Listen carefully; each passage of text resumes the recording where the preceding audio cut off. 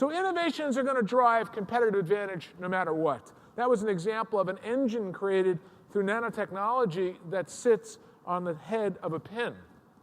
By the way, nanotechnology, I keep coming back to that because certainly in the packaging space, material science space, we could end up with a very different kind of architecture for packaging, material handling, and actually materials themselves that are made from packaging. When you start to think about it, I mean, if I look at 2015 in the logistics space alone, I could see walking through a warehouse where the packages actually talk to me.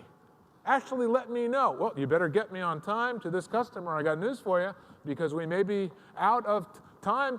I have perishable information. Or, the promise for delivery was sooner rather than this time. In other words, the ability to have a convergence of new kinds of chips, combining voice, GPS, new kinds of platforms integrated and, if you will, sputtered onto the materials themselves that are used for products inside of them to give them a certain kind of embedded intelligence. You're going to see this happen sooner rather than later, certainly in our lifetime.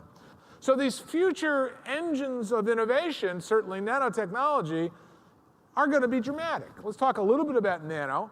Certainly the areas that are top of mind are manufacturing of products. I said earlier it's basically a material science revolution. I can tell you as a futurist, every single time I've made a forecast about nanotechnology, by the way, unlike biotech, let's say very similar to biotech, closer in, that innovation occurs by the better part of 5 to 8 years. So, for instance, stem cells, the ability to reprogram adult cells, to turn them into stem cells, I thought that would take at least the better part of 5 to 6 years.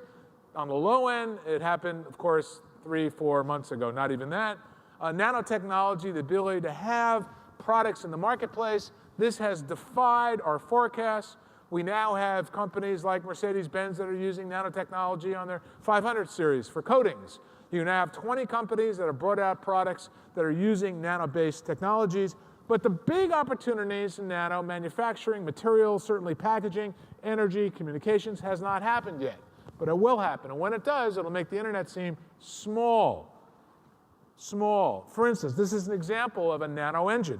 An engine that was constructed out of carbon nanoballs. The Nobel and Prize winner Smalley died this last year, but his vision was that we'd be able to create entirely new energy products, that we'd be able to create new kinds of medical products that would be embedded in us with embedded intelligence to be able to identify disease before it became a problem. There was a cancer or a dysfunction.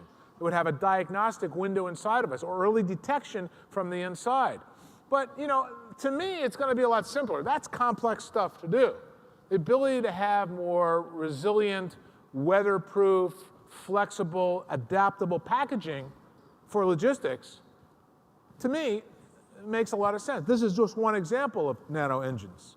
You're going to see a lot more. These new energy engines of creation, meaning that nanotechnology is the only science, quite frankly, and it's all built on an IT platform, if you will, where you can start to create things that don't exist in nature, but elements exist in nature. Most of what we create, for all intents and purposes, is mimicked by materials or resources or elements in nature.